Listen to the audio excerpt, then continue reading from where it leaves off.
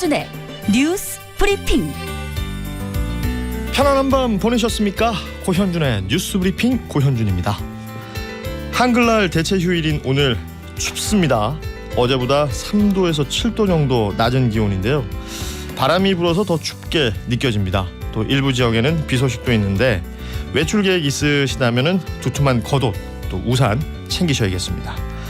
자, 대체 휴일인 오늘도 권유부는 생방송으로 함께 합니다. 커피 쿠폰 챙겨놓고 여러분의 참여를 기다리고 있는데요. 샵 1035로 문자 메시지 보내실 수 있습니다. 짧은 문자는 50원, 긴 문자는 100원에 이용료가 있고요. SBS 고릴라와 유튜브는 무료로 참여하실 수 있고 보는 라디오도 어김없이 진행이 됩니다.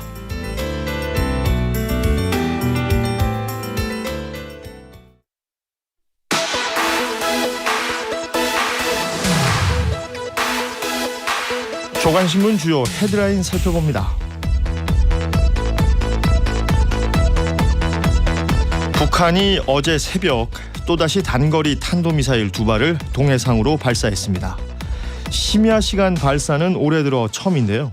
무력 시위 강도를 높이고 있는 북한을 향해서 윤석열 대통령은 한미일 3자 안보 협력을 더욱 강화해 나가겠다는 입장을 냈습니다.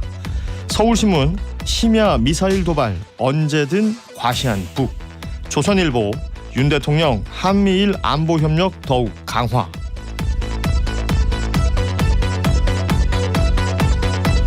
러시아와 크림반도를 잇는 크림대교에서 우크라이나의 공격으로 추정되는 대형 폭발이 일어나 다리 일부가 붕괴됐습니다. 이를 놓고 러시아의 보복이 뒤따를 것이라는 전망 속에 핵무기 사용 가능성도 더 커지고 있다는 우려가 나오고 있습니다. 한국일보 푸틴의 자존심 크림대교 폭발, 핵보복 뇌관 때릴까. 동아일보는 러 전쟁 보급로 크림대교서 대형 폭발, 러 보복할 것. 전국 250개 시군구 가운데 산부인과가 아예 없거나 있어도 분만이 어려운 지역이 63곳에 이르는 것으로 나타났습니다. 정부가 매년 10월 10일을 임산부의 날로 지정해 임산부를 배려하는 사회적 분위기를 만들려 하고 있으나 분만 현실이 열악하다는 지적이 계속 제기되고 있습니다. 중앙일보가 다루고 있고요. 시군구 250개 중 63곳 산부인과 없거나 분만 힘들다. 자, 10월 10일 월요일 아침 고현준의 뉴스 브리핑 시작합니다.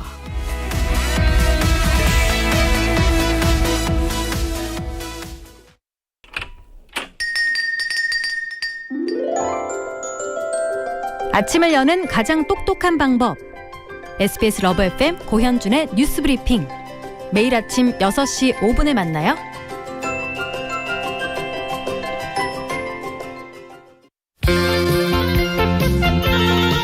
화제의 뉴스 만나는 핫토픽 이분과 함께합니다.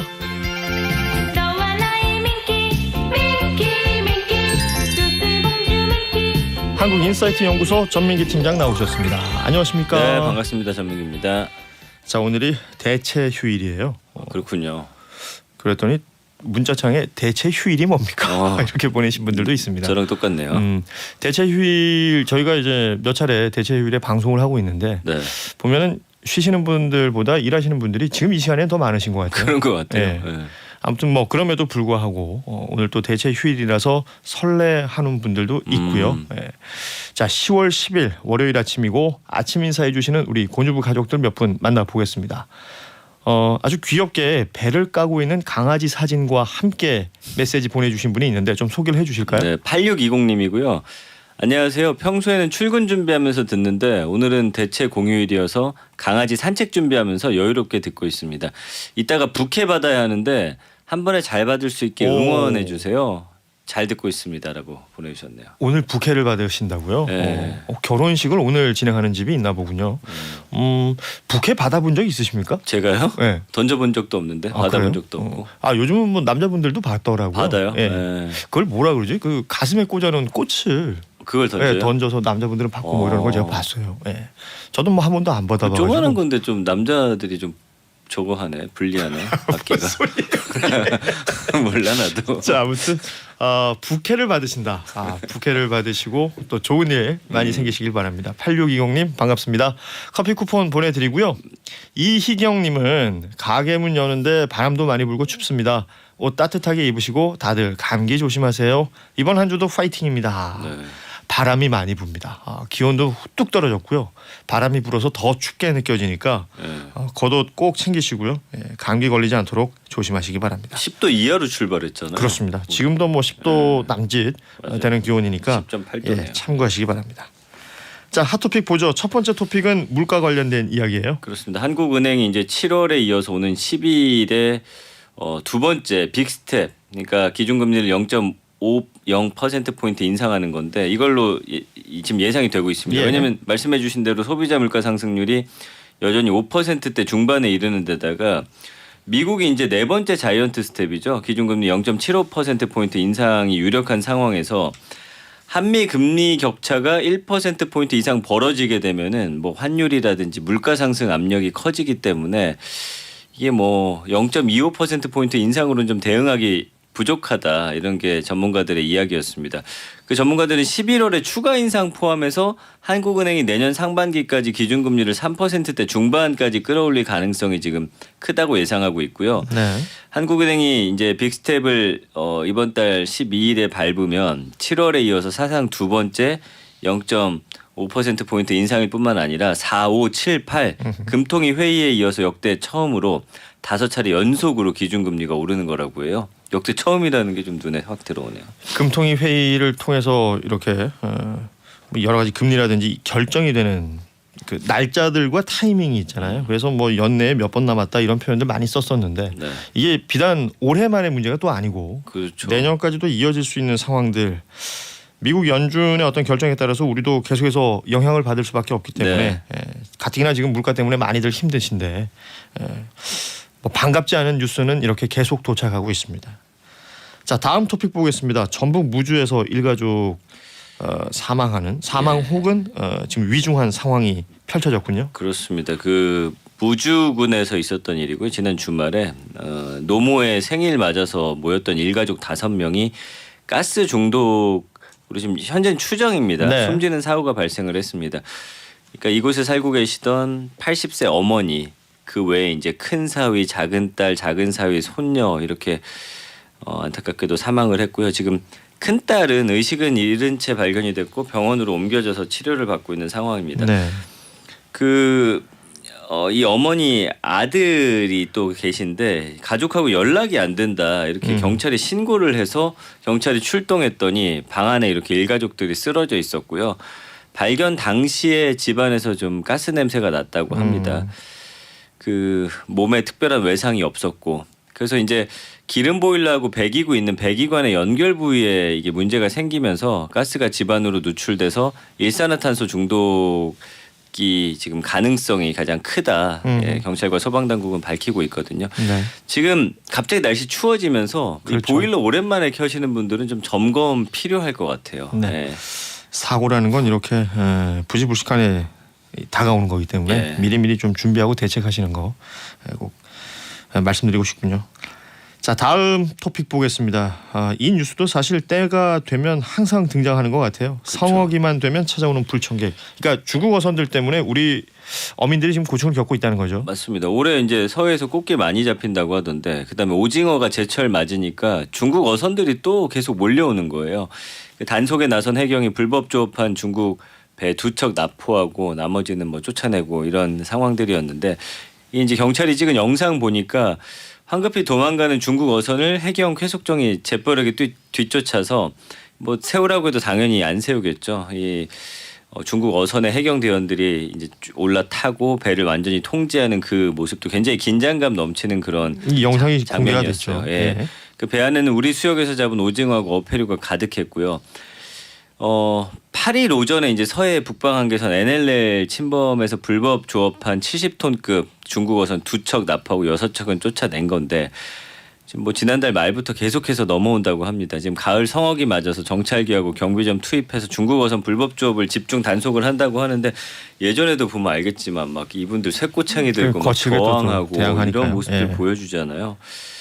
뭐 우리야 이걸 지키는 수밖에 없는 거예요. 그쪽에서 그냥 대책 없이 넘어오기 때문에. 우리 해경대원들의 안전이 또 걱정이 돼요. 예. 예, 이런 부분들 큰 탈 없이 지나갔으면 좋겠는데 중국 어선들에 대한 이 대책 결국은 이게 외교로 풀어야 될 문제들이거든요. 맞아요. 예.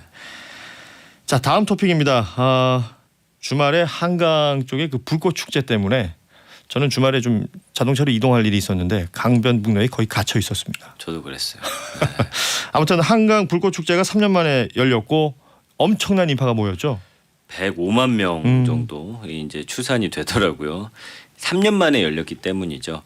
근데 이제 문제는 뭐냐면 다들 굉장히 좋아하시고 뭐 요즘엔 유튜브로 생중계도 해주고 네. 해서 저도 집에서 좀 봤는데 이제 문제는 워낙 많은 분들이 모였기 때문에 쓰레기 이게 또 좀 문제더라고요. 여의도하고 이천 한강공원에서 수거된 쓰레기만 50톤. 참. 네. 코로나19 유행 이전 마지막으로 열린 지난 2019년 행사 당시에도 45톤이었는데 뭐 11% 정도 늘었다고 합니다. 근데 이제 이거 담당하시는 분들은 평소에 7배 많았는데 뭐 예상했던 것보다 좀 적었다. 그리고 쓰레기가 대부분 잘 모여 있어서 처리하기 수월했다. 근데 이제 몇몇 언론사에서 한 거 보니까 막 먹던 음식 그냥 그대로 놓고 그러네요. 가시고 네. 뭐 이런 일도 많이 있긴 하더라고요. 그러니까 늘 그렇죠. 사람들 많이 모이고 난 이후에는 본인들이 가져온 거 그냥 그대로 들고 가시면 되는데 이게 놓고 가다 보니까 또 아무데나 버리니까 씁쓸해요. 결국엔 누군가 이걸 또 처리해야 되는데 좀 50톤이라니까 굉장히 많은 양 같네요. 그러니까요. 자, 다음 마지막 토픽 보죠.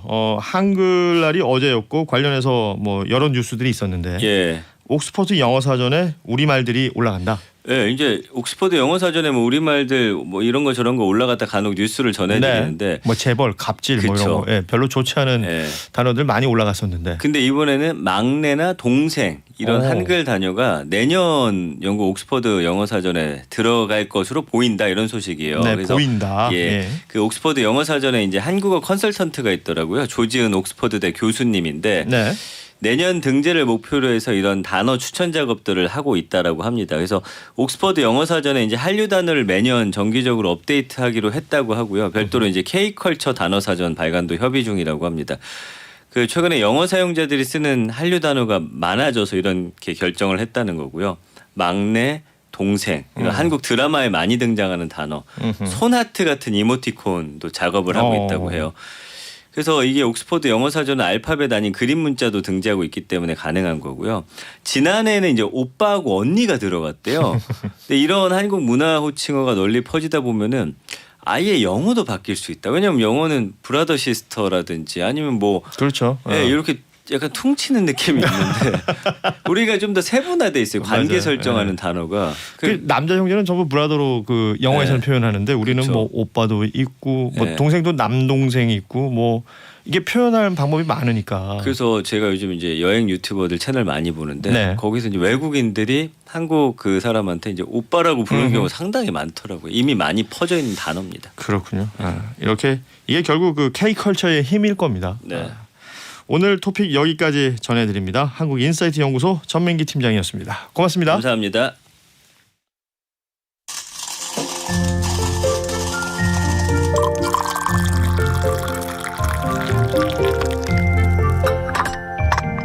여러분과 함께 아침을 시작합니다. 여기는 고현준의 뉴스 브리핑. Presidential candidate Mitt Romney would like the rest of us to support the troop even more than we already 神舟 do. 13号载人飞船任务圆满成功，标志着空间站关键技术验证阶段。 8分钟的时间，稍后。 자, 월요일 아침 군유부는 세계 이슈를 짚어보는 시간을 함께하고 있습니다. 세상만사 세계만사 국민일보 국지부 박재현 기자와 함께합니다. 어서 오세요. 네, 안녕하세요. 자, 마이크가 안 들어왔어요. 다시 한번 인사해 주실까요? 네, 안녕하세요. 네, 반갑습니다. 국제뉴스란을 좀 관심 있게 보시는 분들은 이번에는 이 크림반도 크림대교라는 단어 많이 보셨을 거예요. 러시아 본토와 크림반도를 직접 연결하는 이 다리죠. 크림대교에 폭발 사고가 있었고 다리 일부가 파괴됐다라는 소식 살펴볼까요? 네, 우선 폭발은 8일 새벽 크림대교를 건너는 트럭 한 대가 폭발하면서 화재가 발생해 시작이 됐습니다. 네. 불은 철도 구간까지 번져서 화물연차의 연료 탱크 7량으로 옮겨 붙었어요. 이 과정에서 3명이 사망했습니다. 폭발 직후 양방향 모두 통제됐던 크림대교는 현재 무너진 구간 제외하고는 차량용 교량 통행 부분이 부분 재개됐어요. 네. 그러나 그 서방 언론들은 완전 복구에는 여러 달이 필요할 것으로 지금 보고 있다. 그런 보도가 나오고 있습니다. 이게 사고 원인을 두고 설왕설래가 있더라고요. 네, 아직 사고 원인 밝혀지지 않았는데요. 러시아는 우크라이나 소행으로 보고 있어요. 우크라이나 측이 사고 직후에 뭐라고 했냐면 이번 사건이 시작이며 러시아가 만든 불법적인 것은 모두 파괴되어야 한다고 밝혔어요. 네. 그러니까 연관이 있다는 직접적인 언급은 하지 않았어요. 근데 러시아가 이렇게 의심하는 이유가 있습니다. 우크라이나가 전쟁 이후부터 크림대교 파괴 위협을 여러 차례 해왔거든요. 우선 푸틴 대통령은 조사위원회를 구성해 이번 사건을 지금 조사하라 이렇게 지시한 상황입니다. 뉴욕타임즈 등 외신 좀 살펴보면 크림대교가 우크라이나 침공한 러시아 군대의 가장 중요한 공급 라인이라는 사실을 강조하면서 러시아군은 보급 악화, 후방 상실이라는 심대한 타격을 입었다. 이렇게 지적을 했습니다. 네. 또 개전 이후에 러시아가 크림반도를 병력 집결지로도 사용해왔다며 향후 러시아군의 병력 배치에도 차질이 있을 거다. 이렇게 전망했습니다. 현재 그 전장인 우크라이나 동부에 대한 러시아 보급로가 크림대교만 있는 건 아니에요. 네. 우크라이나 남동부를 지나는 철도를 통해서도 무기와 식량 공급할 수 있습니다. 그런데 우크라이나 땅을 지나지 않고 직접 크림반도를 잇는 경로는 이 크림대교가 유일하다고 해요. 러시아로서는 안전성, 신뢰성, 수송 용량 등에서 이를 대체할 보급로가 없는 상황인 거죠. 그렇죠. 그래서 이런 보도들이 나오고 있습니다. 그러니까 러시아에서 크림대교로 바로 갈 수 있는 길은 이 크림대교밖에 없는 거고 네. 우크라이나 땅을 거쳐서 물론 뭐 러시아가 뭐 자신들의 영토라고 주장하는 곳이라고 말할 수는 있겠으나 결국은 우크라이나 이렇게 돌아서 와야 되는 건데 네, 그렇죠. 크림반도는 다리만 건너면 바로 갈 수 있었던 이 다리에 지금 이 폭발 사고가 있었던 것이고 네. 뭐 우리가 역사적으로 봐도 그렇고 또 군대 다녀오신 분들은 군에서도 엄청나게 강조하는 게 전쟁에서의 보급의 중요성 아니겠습니까? 맞습니다. 이런 부분들에 어떤 문제가 생겼다. 그런데 외신들 보면 푸틴 대통령의 자존심에 금이 갔다라는 표현도 굉장히 많아요. 네, 맞습니다. 외신이 지금 크림대교 폭발이 러시아의 자존심에 상처를 냈다. 이런 보도를 쏟아내고 있어요. 네. 이게 무슨 말이냐면 19km 길이의 크림대교는 러시아가 크림반도를 불법 합병한 2014년부터 기획이 됐던 곳입니다. 러시아가 2,500루블을 들였는데 이게 우리 돈으로 따지면 5조 6천억 원이에요. 3년간 공사 진행해서 2018년 다리를 개통했습니다. 당시 푸틴 대통령이 개통식에서 뭐라고 그랬냐면 차르 황제 시대에도 이 다리를 건설하는 꿈을 꿨는데 마침내 기적이 일어났다고 애정을 담아서 평가했어요.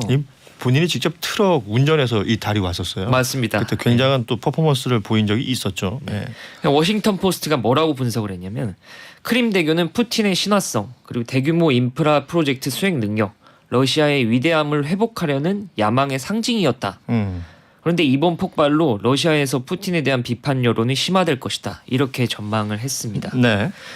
크림대교의 정치적 상징성을 감안할 때 푸틴 대통령이 자국 내 입지를 강화하기에 더욱더 강한 보복 조치에 나설 것이다. 지금 이런 기사들도 많이 나오고 있습니다. 이 사고가 또 하필이면 푸틴 대통령의 칠순 생일 바로 다음 날 벌어졌어요. 이게 굉장히 개인적인 모욕으로 지금 받아들여질 수 있는 상황인 거죠. 네. 수세에 몰린 러시아가 대량 살상 무기 같은 극단적인 공격 방식을 택할 거다. 이런 보도도 나오고 있습니다. CNN이 뭐라고 했냐면 러시아에서 푸틴의 입지가 집권 이후 가장 취약한 상태다. 더 큰 도박에 나설 수 있다. 이렇게 보도했습니다. 그러니까 러시아 내 소위 말하는 그 민족주의자들의 목소리가 커지고 있고 이런 걸 또 상쇄시키기 위해서 이번에 우크라이나전 총사령관을 또 바꿨더라고요. 네, 맞습니다. 예전에 문제가 있었던 인물로 또 바꾼 내용이 있고 말씀하신 것처럼 뭐 대량 살상 무기 여기에 이제 핵 이야기도 나오는 거고요. 네. 어떤 형태의 보복이 이루어질 수도 있다라는 걱정과 우려가 외신 곳곳에서 보입니다. 러시아 이 크림반도 크림대교 폭발 사고 관련된 이야기 짚어봤고요. 중국으로 가보겠습니다. 시진핑 중국 국가주석의 대관식을 최종적으로 준비할 이 공산당 제19기 중앙위원회 7차 전체 회의 이걸 뭐 7중 전회 이렇게 네. 얘기를 하는데 이 7중 전회가 9일 베이징에서 개막을 했다라는 소식이에요. 네, 시진핑 중국 국가주석의 세 번째 대관식이 될 제20차 중국 공산당 전국 대표 대회 개최를 위한 마지막 절차입니다. 19기 중앙위원회 7차 전체회의 7중 전회라고 하는데 9일 베이징에서 개막을 했습니다. 7중 전회에서는 공산당 중앙정치국이 제안한 당 대회 일정과 안건 등이 확정되는데요. 이 당 대회는 5년에 한 번 당과 국가를 이끌 지도부를 새롭게 구성하는 중대 절차입니다. 5년에 한 번. 네. 시 주석은 16일 개막하는 당대회를 통해 장기 집권의 길에 들어섭니다. 국가 주석이자 중국 공산당 총서기 그리고 당 중앙군사위원회 주석으로 당군정을 모두 장악한 시진핑 주석은 지난 10년간 명실상부한 최고 권력자로서 두 번의 임기를 이미 보냈죠. 그는 이번 당대회에서 총서기와 중앙군사위 주석에 재선출돼서 집권 3기 시작을 알리게 됩니다. 네. 그러니까 쉽게 말씀드리면 3기 시진핑의 시대에 돌입했다 이렇게 생각하시면 될 것 같습니다. 이게 마오쩌둥, 덩샤오핑 뭐 이렇게 우리가 중국 현대사를 얘기하면 꼭 등장하는 그 지도자들이 있는데 마오쩌둥 이후로는 최초죠. 네, 이렇게 최초입니다. 뭐 3기 집권을 마무리하게 되면 15년이 되는 건데 그 이후로도 어떻게 될지 모르는 거예요. 맞습니다. 네. 일단 시진핑 주석은 좀 이 계속 종신 집권에 대한 좀 그런 메시지들을 낸 적이 있어요. 그래요. 지난 7월에도 5년 내지 더 긴 시기에 국정 방침을 세우겠다고 말했고요. 스스로 향후 5년 더 나아가 장기 집권을 준비하고 있음을 여러 차례 시사한 바 있습니다. 네. 나아가 이번 당대회에서는 그에게 인민영수라는 칭호를 부여해 사실상 종신 권력을 행사할 수 있는 길을 틀 것으로 지금 예상되고 있어요. 이 과거 전례를 좀 살펴보면 중국 최고 지도자의 10년 집권 관례에 따라 시 주석이 집권한 지 10년이 흐르면 올해는 사실 전면적인 권력 재편이 이루어져야 해요. 네. 하지만 이미 시 주석의 재집권이 기정사실화된 만큼 이번 당대회에서 가장 관심을 끄는 안건은 당원 개정안인데요. 여기에 뭐가 들어있냐면 두 개의 확립, 양개 확립이라고도 하고 두 개의 수호, 양개 수호라는 표현이 삽입되는데요. 네. 이 쉽게 말씀드리면 자신의 권력을 강화하고 시진핑의 사상을 당원에 있는 마오쩌둥 사상과 같은 반열로 격상한다는 의미입니다. 그러니까 자신을 마오쩌둥과 같은 급이다 이렇게 좀 선언하겠다 이런 좀 상징적인 의미도 있습니다. 이게 뭐 상징성이라든지 이제 마오쩌둥이 현대 중국사에서 가지는 어떤 위상이라는 게 있을 텐데 시진핑 스스로를 그 정도 반열까지 올린다. 뭐 예컨대 이제 장기 집권할 수 있는 여러 가지 조건들은 갖췄다는 얘기가 되잖아요. 네, 맞습니다. 그래도 중국이 직면한 문제들 또한 만만치가 않습니다. 맞습니다. 시 주석 이번 당대회 통해서 이제 지도자로서 입지 굳건히 하겠지만 과제가 만만치 않습니다. 지금 내부적으로 당장 경제 성장 둔화와 장기화된 제로 코로나 정책으로 인해 이반된 민심을 수습해야 하고요. 또 14억 인구를 바탕으로 한 인구 홍리 시대가 이미 저물었죠. 게다가 경제 성장을 뒷받침했던 부동산 시장은 지금 침체의 늪에 빠져 있습니다. 네, 중국도 사실 경제가 좋지는 않아요, 사실. 네. 게다가 서방 국가들이 연합 전선을 구축해서 외부로부터 조여오는 압박도 상당해요, 지금. 여기에 그가 역사적 과업으로 여기는 대만 통일 문제는 장기 집권의 중요한 명분인 동시에 자칫 재앙적 결과를 가져올 수도 있는 뜨거운 감자입니다. 양안 관계라고도 하죠. 네. 결국 이러한 과제들이 시 주석이 향후 5년을 넘어 그 이상의 장기 집권 가도를 달리는 데 있어 중요한 변수가 될 것이다. 외신들이 이렇게 보고 있습니다.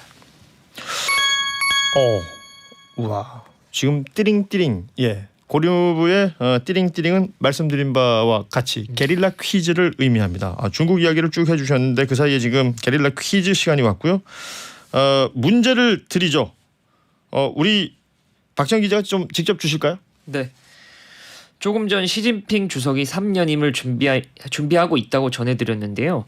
그렇다면 중국 국가주석의 임기는 몇 년일까요? 1번 4년, 2번 5년. 자, 중국 국가주석의 임기는 몇 년일까요? 라는 문제입니다. 시진핑이 지금 세 번째 집권을 앞두고 있기 때문에 관련한 뉴스 들으셨을 거고 이 문제까지 나갔습니다. 정답 아시는 분들은 단문 50원, 장문 100원이 드는 샵 1035 문자 메시지나 SBS 고릴라를 통해서 참여해 주시면 됩니다. 정답자는 잠시 뒤에 이 박순봉 기자가 소개를 해드릴 텐데 추첨을 통해서 10분에게요. 따뜻한 유자차를 드실 수 있는 쿠폰 보내드리겠습니다. 오늘같이 날씨가 차가워졌을 때 따뜻한 유자차 좋을 것 같네요. 자, 많은 분들의 참여를 기대해 보겠습니다. 시진핑 주석이 3년임을 준비하고 있다라는 뉴스 전해드렸고 중국 국가주석의 임기는 몇 년일까? 1번 4년, 2번 5년. 정답 아시는 분들 많이들 참여해 주시면 좋겠습니다. 퀴즈를 이렇게 또 내고 나니까 긴장감이 확 올라가네요. 네. 네. 오늘 준비한 마지막 외신은 인도 이야기예요. 네, 인도에서 지금 최소 6명의 사람을 죽인 호랑이가 200여 명이 참여한 대규모 작전 끝에 사살됐다는 소식입니다. 식인 호랑이가 있었다라는 네. 얘기네요. 이 호랑이가 이제 인도 동부 참파란이라는 지역에 있었는데 네. 한 달 동안 한 여성과 그 8살 아들을 포함해서 6명을 죽인 것으로 지금 드러났어요. 인도 당국은 이 호랑이 식인 동물로 지정하고 총을 쏠 수 있도록 했습니다. 네. 결국 당국이 두 팀을 구성해 호랑이를 찾아 코끼리를 타고 숲으로 들어갔고 한 팀은 호랑이 출몰 지역에 기다렸던 거죠. 호랑이가 나타나자 총 5발 쐈고 결국 사살됐습니다. 네. 이 작전에 무려 8명의 저격수와 약 200명의 산림부 직원이 6시간 동안 사투를 벌였다고 해요. 그러니까 호랑이가 엄청났나 봐요. 예. 네, 이 인도는 또 호랑이 서식지로도 유명한데요. 그렇죠. 예. 2014년부터 2019년까지 호랑이 공격으로 225명이 사망했고요. 이 지금 인도 사회가 충격에 휩싸인 게 인도가 전 세계 호랑이의 약 70%의 서식지인데 호랑이 관련 인명사고가 끊이지 않고 있습니다. 네. 지금 현재 2018년 기준으로 호랑이 개체수가 2,967마리로 지금 추산된다고 거의 합니다. 3,000마리 가까이 된다. 네. 이게 또 인명피해로 이어지면 문제가 되니까 인도 사회에서는 또 이게 큰 뉴스가 됐었습니다. 자, 외신 오늘 여기까지 전해드렸는데 오늘 세상만사 세계만사 좀 아쉬운 소식을 전하게 됐습니다. 지금까지 함께해 주었던 우리 국민일보 박재현 기자가 오늘 이 시간을 끝으로 잠시 휴식에 들어가시고 네. 예. 뭐 그렇다고 이게 영영 안녕은 또 아닌 거 아니에요? 아, 네, 그럼요. 언제 다시 돌아오실 겁니까? 곧 돌아오겠습니다. 그래요. 끝인사 한번 해주시고 오늘 마무리하도록 하죠. 네, 그동안 매주 월요일마다 국제 뉴스 전해드렸는데요. 생각보다 관심도 많이 가져주셔서 너무 감사합니다. 제가 안 해도 국제 뉴스 중요하니까 많이들 관심 가져주시면 고맙겠습니다. 네. 지금까지 세상만사 세계만사 국민일보 국제부 박재현 기자였습니다. 그동안 수고 많으셨습니다. 고맙습니다. 네, 감사합니다. 오늘까지 전국 곳곳으로 비가 이어지겠습니다. 우산을 챙겨주셔야겠고요. 옷차림을 평소보다 따뜻하게 해주셔야겠습니다. 현재 기온 서울 9.8도로 어제 같은 시각보다 4도 낮은 상태인데요. 한낮에도 서울 11도, 대전 15도, 대구 17도에 머물겠습니다. 특히 바람이 더해지면서 날이 더 쌀쌀하겠는데요. 서해안과 동해안, 제주도를 중심으로는 강풍특보도 발효됐습니다. 현재 곳곳으로 비가 내리고 있습니다. 서울과 경기 북부는 늦은 오후까지, 그 밖에 중부지방과 호남 경북은 밤까지 가끔 비가 내리겠고요. 기온이 낮은 경기 동부와 강원 산지에는 비가 눈으로 바뀌어 내리는 곳도 있겠습니다. 오늘 비가 그치고 난 뒤에는 날이 더 추워지겠습니다. 내일 아침 기온 서울 7도로 올가을 들어 가장 쌀쌀하겠습니다. 날씨 정보 백혜영이었습니다.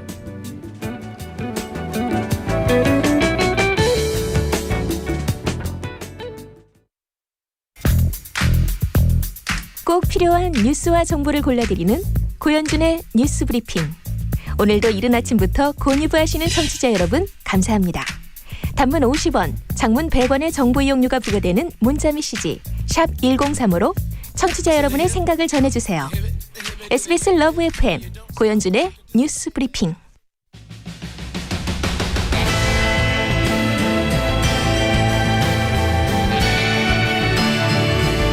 경향신문 박순봉 기자와 주요 뉴스들을 살펴보겠습니다. 어서 오세요. 안녕하세요. 자, 뉴스 들어가기 전에 앞서 박재현 기자가 내주셨던 게릴라 퀴즈 그 정답을 발표를 해야 되는데, 자, 퀴즈는 그거였습니다. 중국의 국가주석의 임기는 몇 년일까요? 1번 4년, 2번 5년 중에서 골라주십시오였는데 정답 발표해 주시죠. 정답 2번 5년입니다.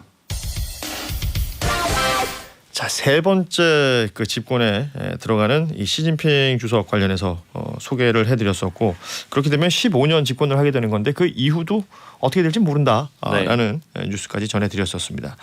중국의 국가주석 임기는 5년이었고요. 정답 맞춰주신 분들 진짜 많으신데 대체 휴일임에도 불구하고 많은 분들이 참여를 해주셨습니다. 그중에 10분께 오늘 날씨가 쌀쌀하니까요. 따뜻한 유자차 드실 수 있는 쿠폰 보내드립니다. 끝번호 0811-4206-2997-0358-7421-4949-6727 김원진님, 신영수님, 강지인님 이렇게 10분께 유자차 쿠폰 보내드리고요. 홈페이지에 당첨자들은 또 저희가 올려놓겠습니다. 확인하시면 좋겠네요. 일단 축하드립니다. 유자차, 축하드립니다. 유자차 맛있을 것 같아요. 네. 지금 딱 날씨가 유자차 날씨예요. 자, 첫 번째 뉴스 들어갑니다. 북한이 노동당 창건일을 하루 앞두고 무력 시위를 재개했습니다. 정부는 긴급회의를 소집해 강력 규탄하면서 추가 도발에 대비하고 있습니다. 한미 간 확장 억제가 북한의 모든 형태의 도발에 대한 대응뿐 아니라 도발 의지 자체를 사전에 억제할 수 있는. 자, 오늘이 10월 10일이고요. 북한 노동당 창건 기념일이 됩니다. 그러니까 77년째 맞는 창건 기념일인데 이런 게 이제 북한에서는 굉장히 큰 행사이기 때문에 그 하루 앞두고 어제 새벽에 또 미사일 도발이 있었던 겁니다. 맞습니다. 시간이 좀 특징적인데요. 9일 새벽 1시 48분부터 10분 동안 단거리 탄도미사일 2발을 발사를 했거든요. 네.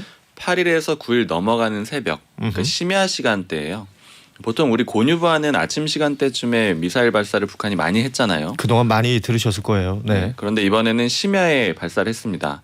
북한이 심야 이렇게 새벽 시간대에 미사일 발사한 건 4년 2개월 만이고요. 마지막에 이렇게 늦게 쐈던 게 2018년 8월 3일이었습니다. 이 시점에 대한 분석을 해볼 필요가 있는데요. 두 가지가 되겠죠. 왜 어제인지, 왜 심야 시간대인지. 네. 일단 어제 9일이란 날짜는 아까 말씀해 주신 대로 노동당 창건기념일 하루 전을 노린 걸로 해석이 되고요. 그리고 또 다른 이유는 이제 최근에 미국 항공모함이 훈련 끝내고 돌아가다가 북한이 미사일 쏘니까 다시 동해로 재진입했던 그런 일이 있었거든요.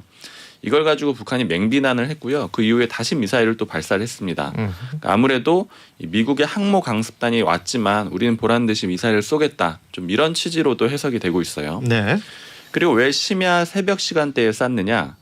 지난 4일 우리 군의 강릉 낙탄 사고와 대비하려는 게 아니냐 이런 해석들이 있습니다.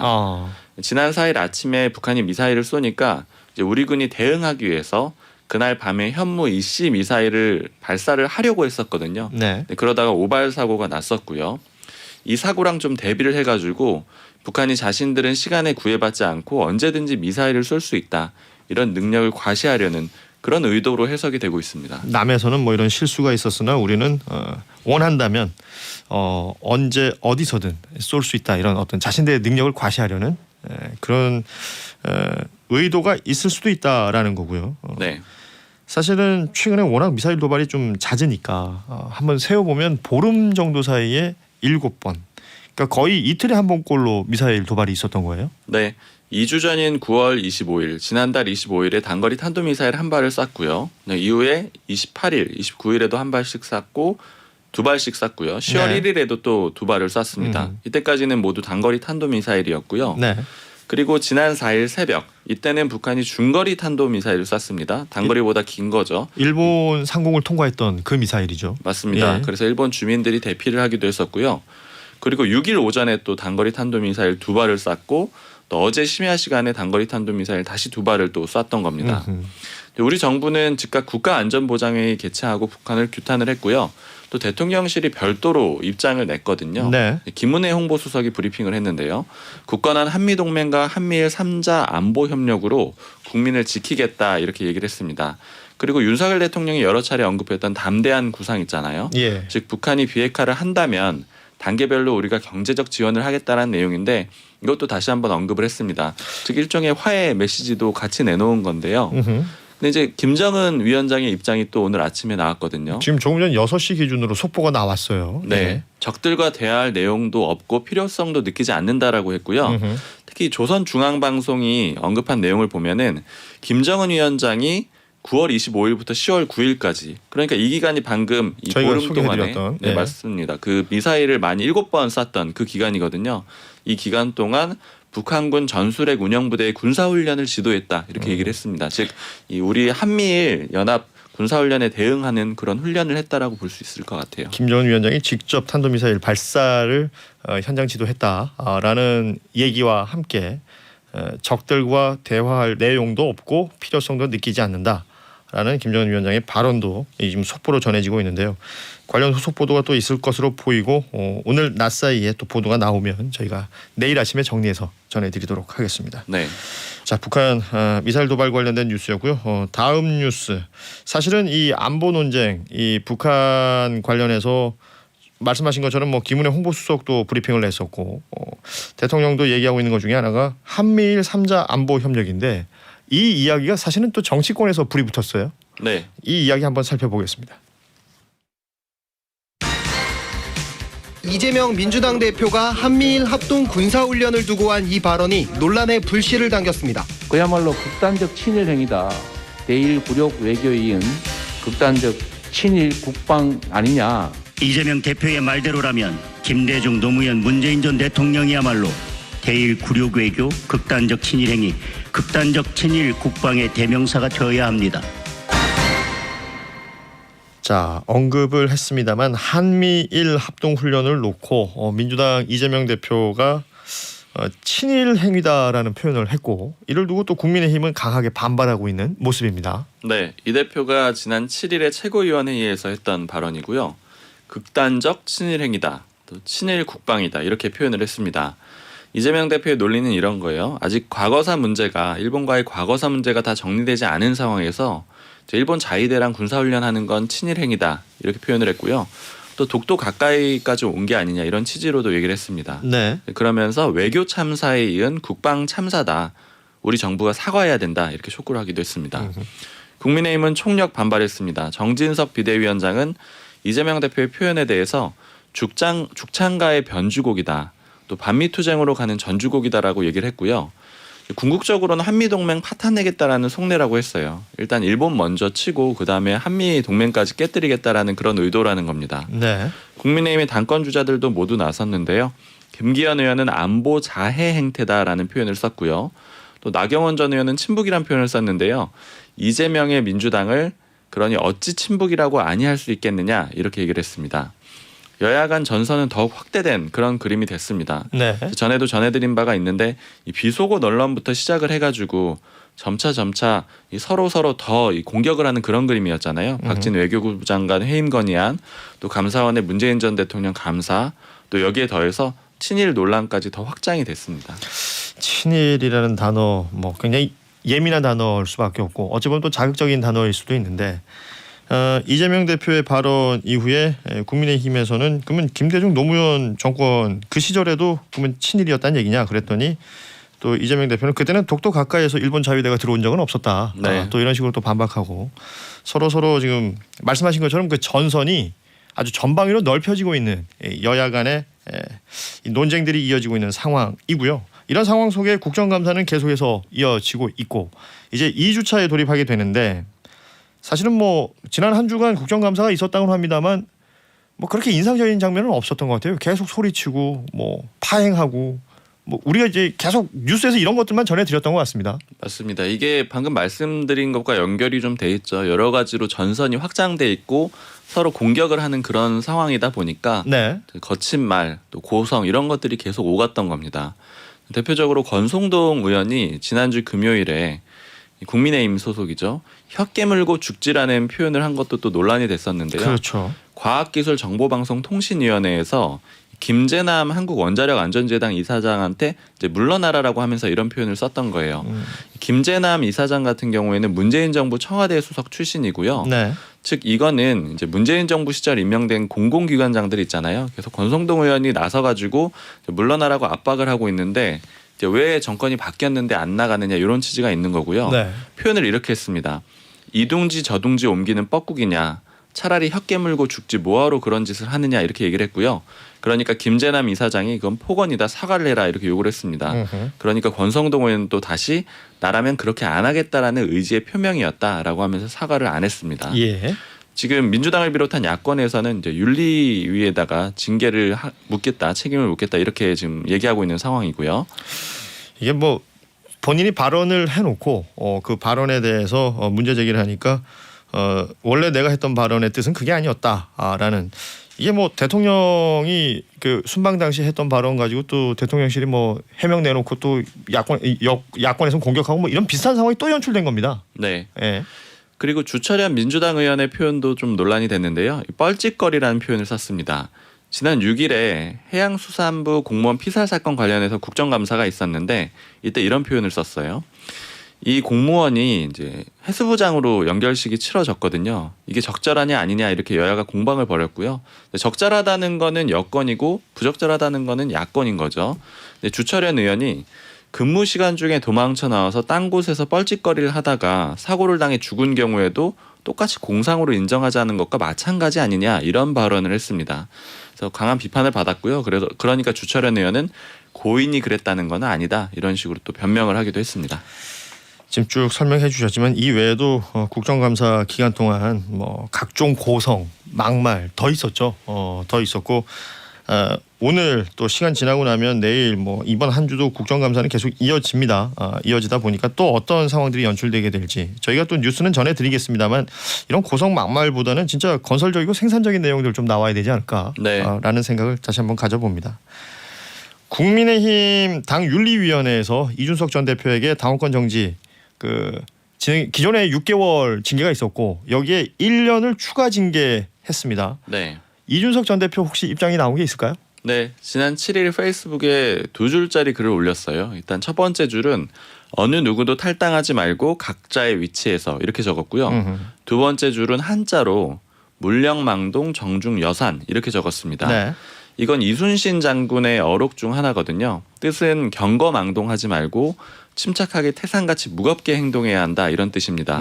즉 두 줄 다 합쳐 보면은 그간에 이제 이준석 전 대표가 계속 당원 가입해달라 이렇게 독려를 했잖아요. 네. 그 가입한 당원들 혹은 또 자신의 지지자들한테 탈당하지 말고 자리를 좀 지켜달라 이런 메시지를 낸 걸로 보입니다. 이제 왜 이런 메시지를 냈느냐? 최근에 이준석 전 대표가 또 신청한 가처분 기각되고 또 징계받고 이러면서 탈당해가지고 신당 만드는 거 아니냐 이런 이제 가능성이 제기가 됐었거든요. 근데 이런 것들에 대해서는 좀 당장은 선을 그은 그런 메시지로 보입니다. 무겁게 행동하겠다라는 의지의 표현 같기도 하고요. 예.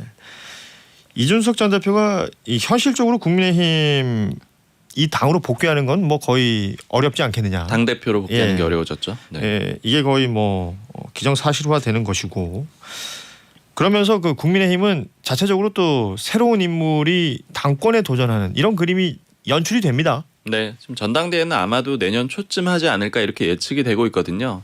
당권 주자들이 분주하게 움직이고 있습니다.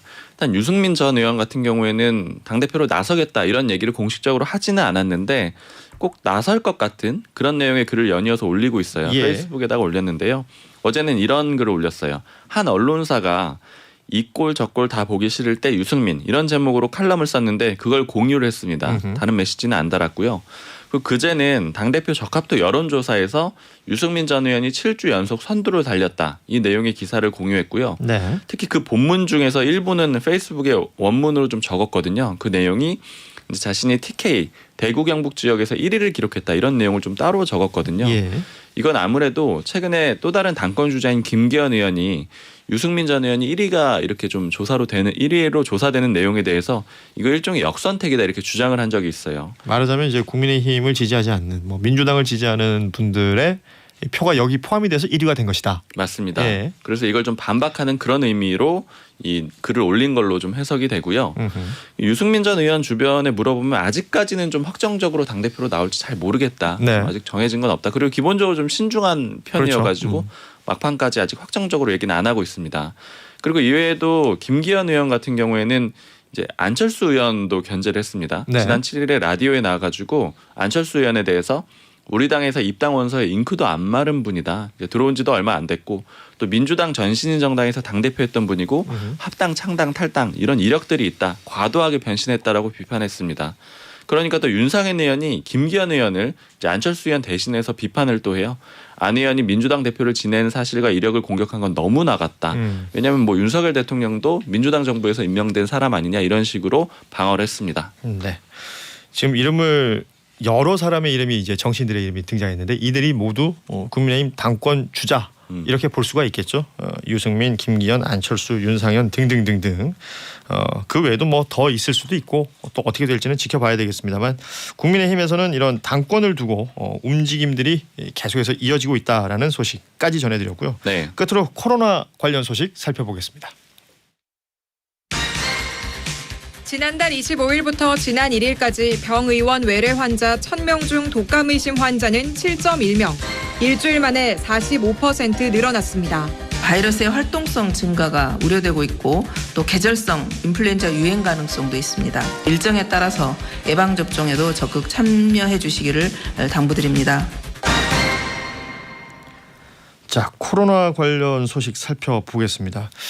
코로나와 독감이 동시에 유행하는 걸 우리가 흔히 트윈데믹 이런 표현을 썼어요. 네. 이게 걱정거리였었는데 트윈데믹을 넘어서서 멀티데믹이라는 표현까지 등장을 했더군요. 맞습니다. 좀 독감 환자 또 거기에 더해서 코로나19 그리고 또 메타뉴머라고 불리는 그런 계절성 호흡기 바이러스도 유행하고 있거든요. 예. 그러다 보니까 멀티데믹이라는 표현이 나온 거고요. 일단 독감 환자가 크게 늘어났습니다. 질병관리청이 계산한 걸 보면은 지난달 25일부터 일주일 동안 보니까 독감 의심 증상 환자가 1000명 중에 7.1명이 나타났어요. 그런데 그 전주에는 4.9명이었거든요. 네. 즉 45% 정도 늘어난 겁니다. 그리고 조금 더 걱정이 되는 거는 1세에서 6세 연령대 영유아 의심 환자가 좀 많았어요. 평균치보다 2.47배 정도 높았습니다. 네. 이 독감 유행 뉴스는 꽤 오랜만에 보셨을 거예요. 왜냐하면 유행주의보 자체가 3년 만에 나왔거든요. 사실 코로나 때는 우리가 모두 마스크를 너무나 착용을 잘했기 때문에 맞습니다. 관련 독감 뉴스는 상대적으로 없었었거든요. 네, 마스크를 열심히 썼고 또 다른 방역 조치도 많이 했잖아요. 그러니까요. 거리두기를 하면서. 그래서 독감뿐 아니라 코로나19뿐 아니라 또 다른 호흡기 바이러스도 다 좀 이렇게 막아줬던 그렇죠. 그런 결과가 됐던 겁니다. 그런데 이번에는 독감도 좀 빠르게 유행을 하고 있고요. 또 코로나19 바이러스 아직 완전히 잠재우지 못했고 또 아까 말씀드렸던 메타뉴모 이거는 주로 6개월에서 12개월 유아 사이에서 전파되는 바이러스거든요. 네. 감기랑 비슷한데 폐렴으로 좀 이어지는 경우가 있어서 주의가 필요하다라고 합니다. 지금 코로나19 확진자 수는 뭐 줄고 있다라는 뉴스들이 동시에 나오고 있습니다만 이렇게 트윈데믹 넘어서는 멀티데믹 얘기까지 나오니까요. 이 긴장감은 또 계속 늦춰서는 안 될 것 같습니다. 그리고 내일부터 고령층 대상으로 오미크론 변이에 대응할 수 있는 이 코로나19 개량 백신 접종 시작이 된다고요? 네, 변이 대응용 백신 모더나 사거를 쓸 거고요. 이제 주로 우선 대상자들 중심으로 먼저 접종을 할 겁니다. 네. 대표적으로 고령층 면역 저하자고요. 근데 혹시 자신이 원하면은 또 백신 접종하실 수가 있습니다. 이 네. 대상이 아니어도요. 예전에 자녀 백신 접수하듯이 의료기관에 명단 접수하시면 됩니다. 네, 고위험군 대상으로는 주요 뉴스가 될 수 있기 때문에 끝으로 전해드렸습니다. 경향신문 박순봉 기자와 함께했습니다. 고맙습니다. 감사합니다.